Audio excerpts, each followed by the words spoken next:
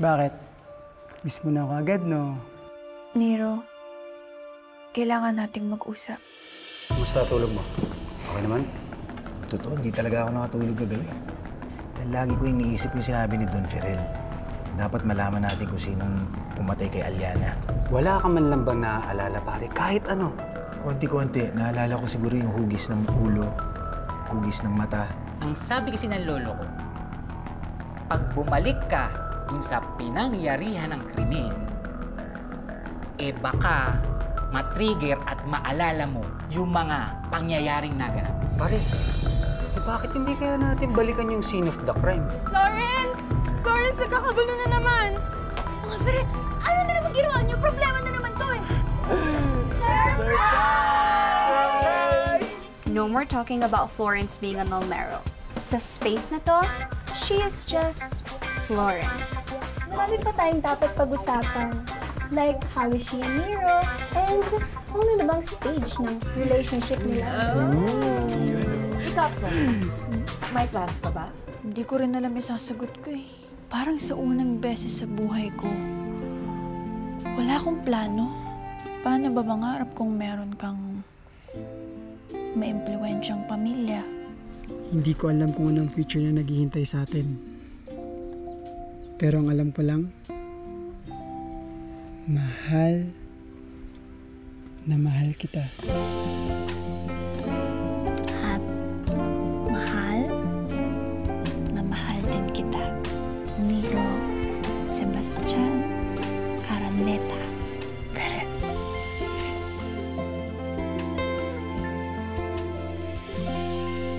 Para sa ano to, Carpio? Alam mo kung para saan ito, Rogelio? This is about Florence. Apo ko siya. At wala ka nang kinalaman sa buhay niya. Diyan ka nagkakamali, Rogelio. Florence has been with us, and she's been a part of our family. Come on, Carpio. Talaga bang lahat na lang na nasa akin ay gusto mong kunin? Wala akong kinuha sa'yo, Rogelio. Enough already! I looked up to you like a big brother. Itinuring kita na parang tunay na kapatid. Tapos anong ginawa mo sa akin? You took Amanda away from me. Kahit alam mo na mahal ko siya. And now here you are trying to take her, Florence, away from me and my son. I'm sorry if you thought that inago ko sa'yo si Amanda. Sorry, siya pa naman magaling ay mag-sorry. Maybe you should also be sorry sa pagkamatay ni Aliana. Talaga bang naniniwala kang magagawa ko ipapatay si Aliana? I was your target that night. Ako ang ipinapapatay mo. Bakit ko naman gagawin yun? I don't know! Siguro dahil nauungusan kita sa negosyo. Or siguro nagkakaroon ka ng satisfaction pag nakikita mo na nagsasuffer ang mga rival mo.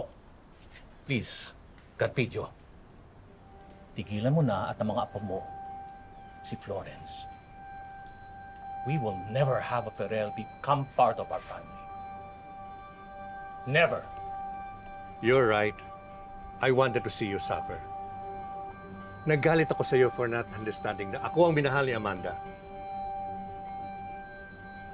I was disappointed because I wanted to share that love with my brother, my best friend. Pero ano ginawa mo? You looked at me at parang wala akong, parang ang sama-sama ko.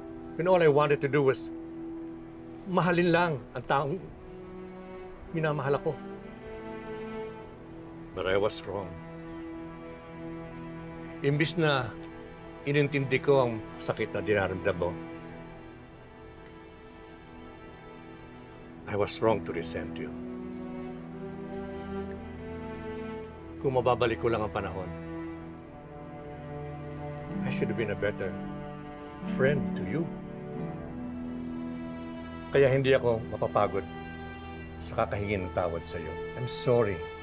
Sorry for everything.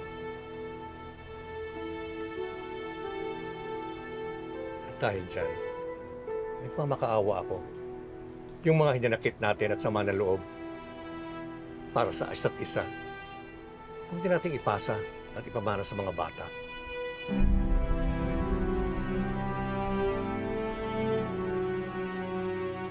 Come on, love.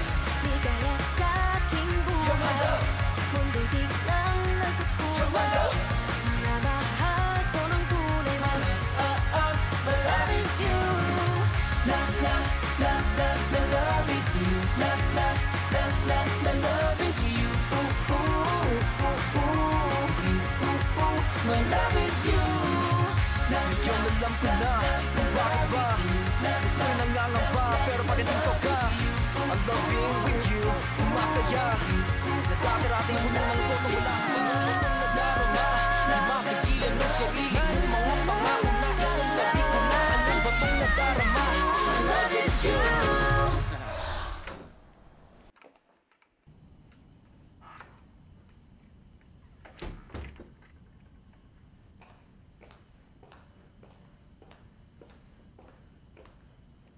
Bakit ngayon ka lang?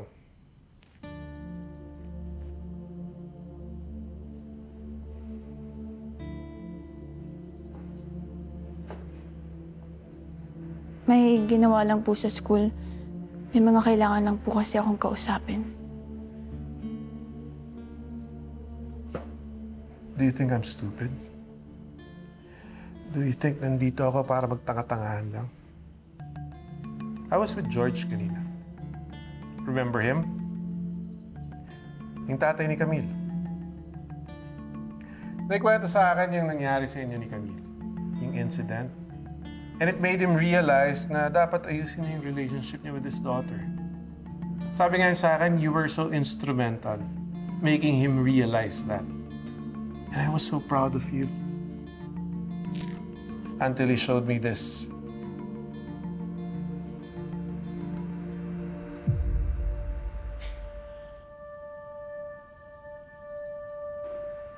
Mukhang hindi yung para sasabihin yung mga kaibigan mo na wag na silang magpo-post ng pictures na kasama yung mga Ferrells.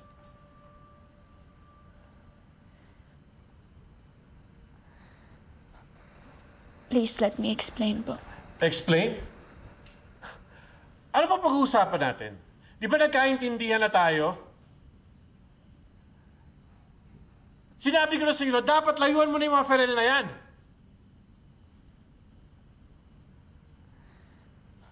Pasensya na po, pero hindi ko po magagawa yung gusto niyo. Dahil kaibigan ko po yung mga Ferrell. Kaibigan ko sila Tristan, Aldous, Troy, at Owen. Si Lolo Garp, malapit po siya sa puso ko. At higit sa lahat, mahal ko po si Nero. Mas pipiliin mo pa yung mga mamamatay taong yan kaysa sa sarili mong ina? Hindi po ako naniniwala doon. Dahil alam kong hindi magagawa ni Lola Garp yung binibintang mo sa kanya. Can't you hear yourself? They've brainwashed you. Napaniwala ka na sa mga kasinungalingan nila. Hindi po ako tanga. May sarili akong isip. May sarili rin akong pag-uunawa. At kung meron man pong biktima dito, kayo po yun. Nabiktima kayo ng sarili niyong galit. Nabiktima kayo ng sakit ng naramdaman mo nung nawala si Mommy sa'yo. Bakit? Dahil hindi niyo po siya naprotektahan. Hindi niyo siya naligtas. Kaya naghahanap po kayo ng ibang tao na masisisi dahil sa mismong kapalpakan mo. Dahil alam niyo po sa sarili niyo na minsan yung napabayaan niyo mag-ina niyo, kaya nga po ka nawala sa inyo, di ba? Enough! Go to your room! Pack your bags. I'm pulling you out of the university and taking you with me to the States.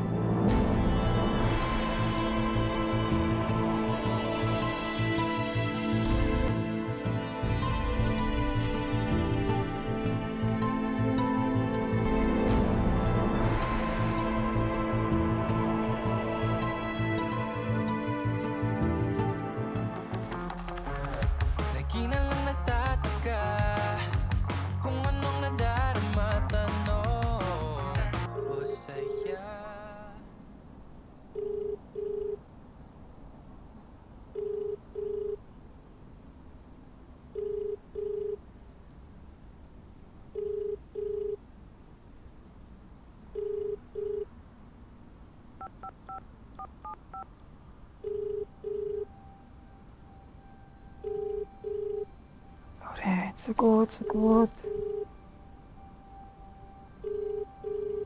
Sorry, the subscriber cannot be reached. Sir, nakita ko sa gamit ni Celestina.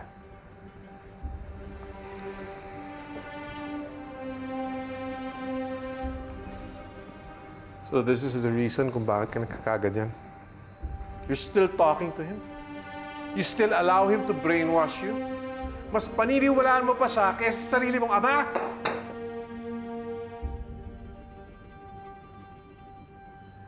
You are not leaving this house. Aayusin ko ang papers mo at lalayo tayo sa lalong madaling panahon. Baste, Sir. bantayan mo siya. Ayoko may makakausap siyang ibang tao. I will not let the Ferrells turn my own child against me. Ano nangyayari dito?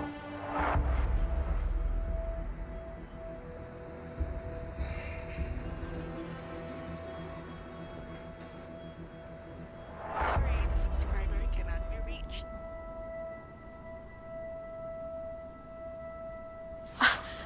Nero? Si Florence ba yan? Yes po, Nanay. Wow ha, makananay. Mamanugangin lang ang peg. Pag nakausap mo siya, pakiusap din ha. Yun nga po na unattended po ang phone niya. Baka nalobat lang. Baka naman nahuli siya.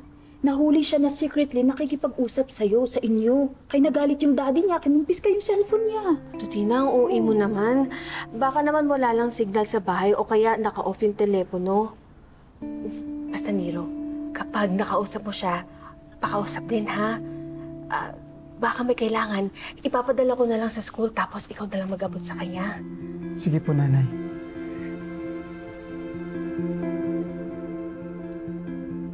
Anong ginagawa mo? Trying to be a father. Sa ginagawa mong yan, you are driving her away from us. So anong gagawin ko? She's testing me. She's testing my patience pagdating sa mga Ferrells na yan. Kinausap ako ni Garpidio. Bakit? He wanted to talk about Florence. Why? Anong pakialam niya? Importante daw si Florence sa kanya at sa kanyang mga apo. At gusto niyang ayusin natin kung ano mang hindi pagkakaunawaan ng ating pamilya para sa kanya. He killed my wife. He killed the love of my life. Pati ba naman kayo, hindi niyo maintindihan yan? We don't know that, Lorenzo. We felt na may kinalaman siya sa nangyari kay Aliana, but we've not been able to prove anything. Nagpauto ko na naman sa Ferrells. May impluensya silang tao dito sa Levante. Of course they can hide their crimes. You know, this is my fault. Dahil in-inculcate ko ang galit ko kay Garpidio sa'yo, and now it is affecting your relationship with your daughter. Alam mo yan! Yan ang problema sa'yo. Sa tanda mong yan, nakakalimot ka na, kaya madali ka ng bolahin ng mga Ferrells. How dare you? Hello guys, what's up?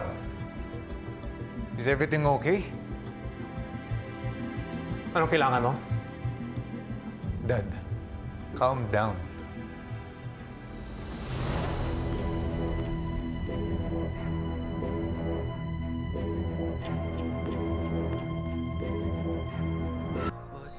Sorry, the subscriber cannot be reached. Oh, ano problema? Hindi ko nga makontak si Florence eh. Kagabi pa siya unattended. Di ba sabi sa'yo na baka busy lang? Nag-designate kami ng time para mag-usap. Plus, schedule dapat namin yung para pakusapin niya sila Nanay Lydia at Tatay Frederico. It's very unlikely of her to miss her call appointment. Exactly. Wait, nandito si Nero. Nero. Sino yan? It's the girls. They want to talk to you. Nero, are you there? Yes. Nakausap mo ba si Florence? Yun nga din yung pinag-uusapan namin eh. Hindi ko siya makontak simula kagabi. Wala rin kasi siya dito. And it's so unlikely for her to miss this meeting. Especially at kailangan ng head ng ComArts to plan the season ender event of her school. I'm sorry pero hindi ko siya nakausap.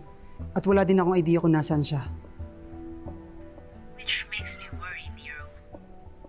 Bakit? Well, on my way here, I overheard my dad talking kay Mr. Lorenzo Almero, yung dad ni Florence. I heard that he is requesting my dad's help na i-expedite ang pag-process ng papers ni Florence. Para saan? Hindi ko narinig ang buong detalye.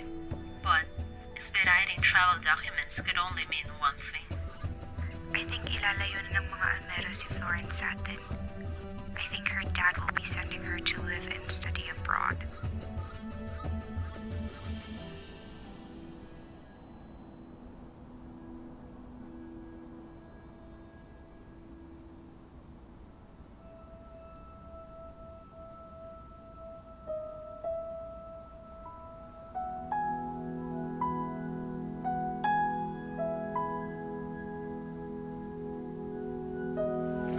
Kuya Baste.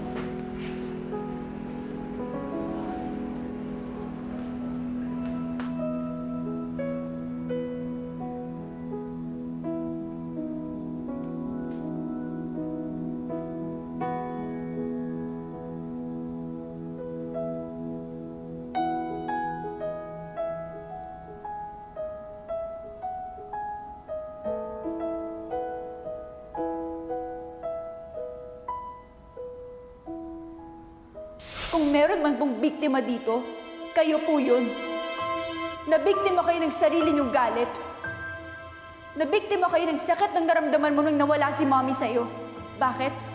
Dahil hindi niyo po siya naprotektahan. Hindi niyo siya naligtas. Kaya naghahanap po kayo ng ibang tao na masisisi dahil sa mismong kapalpakan mo. Dahil alam niyo po sa sarili niyo na minsan yung napabayaan niyo mag-ina niyo, kaya nga po ka nawala sa inyo, di ba? Enough! Go to your room! Pack your bags. I'm pulling you out of the university and taking you with me to the States.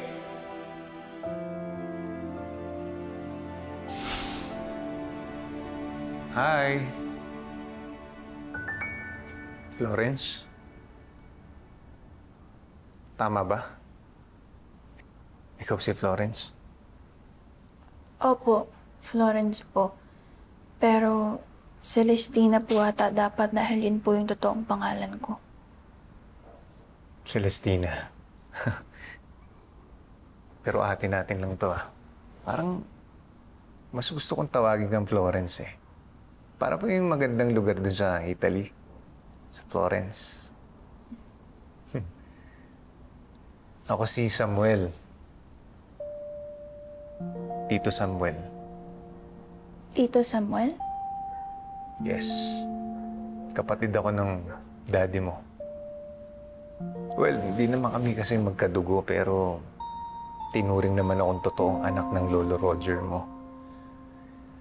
Tapos yun, siguro hindi na nila ako napakilala sa'yo dahil very protective sila pagdating sa'yo.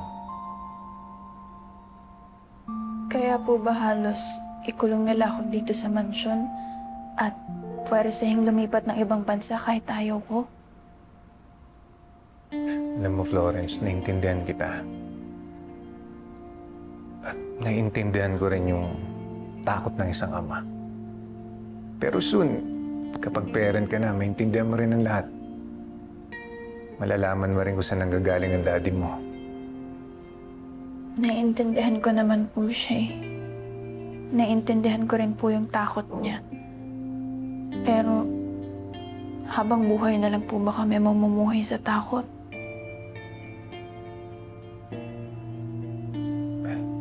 Tama. Naiintindihan kita. At dahil naiintindihan kita, pwede kitang itakas dito sa mansyon. Gusto mo ba? Talaga po?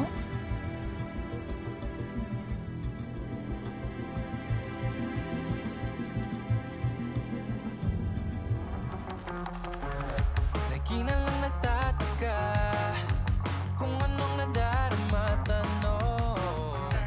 Dadali na ng mga Almero si Florence Estates. Antonio overheard her dad at pinapabilis ng pag-ayos sa mga papeles niya. That's unacceptable, Lolo. G was an excellent school. Pa kailangan siya pag-aralin sa ibang bansa. Oo nga, Lo. At ipapadala si Florence sa States. Grabe nga yung discrimination against Asians dun eh. We should stop this, Lolo. Bawiin natin si Florence sa kanila. Stop this nonsense. No one is going to do anything. Dapat nating pagbigyan ng karapatan ng mga Almeros. Talaga, Lolo? Hayaan mo na lang sila? Wala kang gagawin? Papabayaan mo na lang si Florence sa kanila? Nero, lower your voice. You're still talking to your lolo. Hindi sa lahat ng pagkakataon masusunod ang gusto mo. Kinausap ko si Rogelio. Nagmakaawa ako for us to settle this thing between us. For Florence's sake. Hindi niya ako pinatawad. He even warned me, warned all of us to stay away from her. And, Lydia, I'm sorry. I'm afraid we have no choice. Ginawa ko lahat ng dapat gawin, pero, Ken, I failed. So, do you understand now what your lolo meant? Kung ipipilit natin na malapit si Florence, the conflict between the Farrells and the Almeros can escalate. Lalong mahihirapan si Florence. And the best thing we could do right now is just let her be. Nasasabi niyo yan kasi hindi naman kayo nasasaktan sa lahat na nangyayaring to.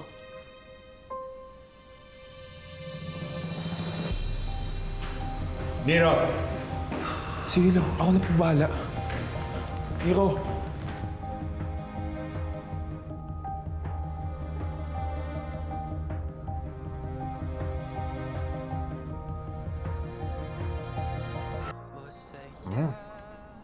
Ang sarap na itong scrambled egg na ginawa mo. Alam mo, totoo nga yung chismis, no? Magaling kang cook, Florence. Sarap yun. Akala ko nga po, makakalabas na ako ng mansyon at itatakas na po ako. Yan po pala, dadalhin lang papuntang kusina para paglutuan po kayo. Gutom po pala kayo. Pasensya ka na. Alam mo naman, yun lang ang makakaya ng powers ng Tito Samuel mo eh. Pero, hawak ko naman yung mga guards.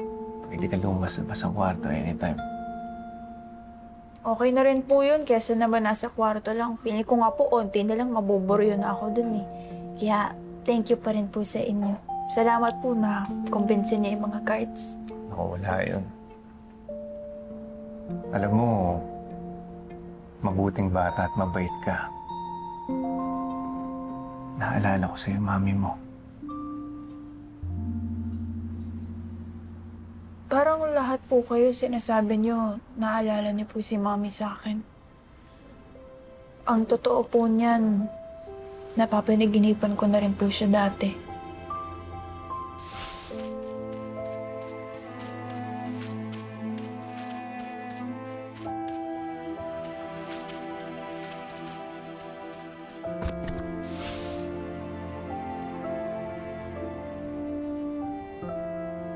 Pero, hindi ko po alam kung panaginip lang po ba yun.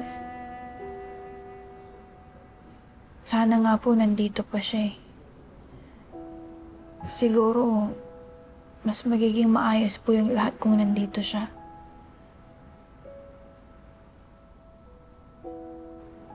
Sana nandito po siya para paliwanagan si Daddy at buo po kaming pamilya.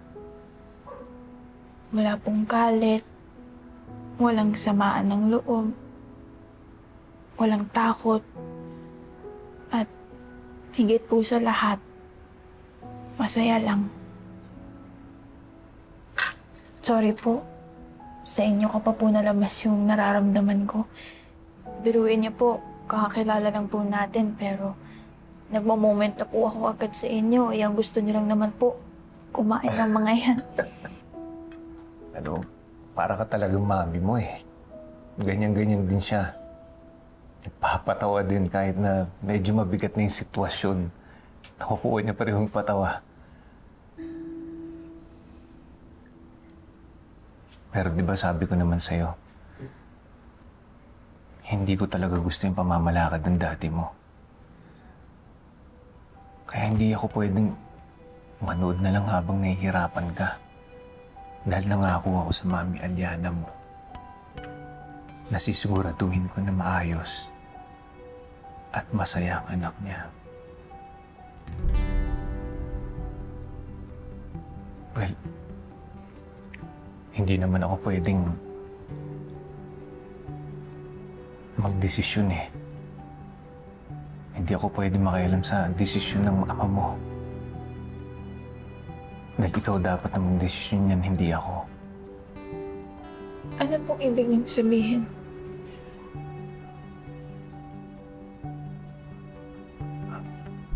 Paste, kuha mo pa nga kami ng isa pang juice. Sige. Halika. Halika. Sumama ka sa akin.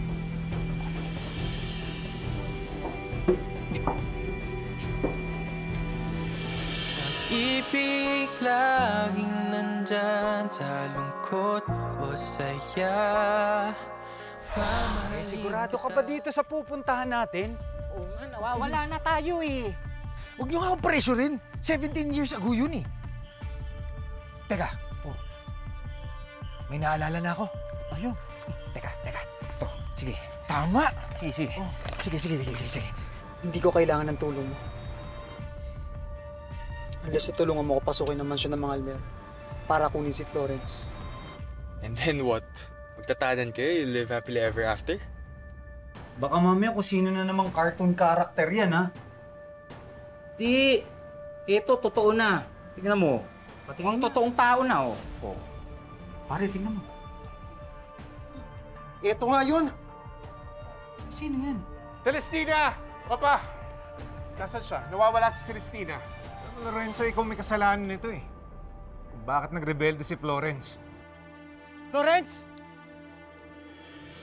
Ano nangyayari? Nakita ko si Florence. Bakit namalikmata ka lang? Hindi ako pwede magkamali. I really saw her face. Nero?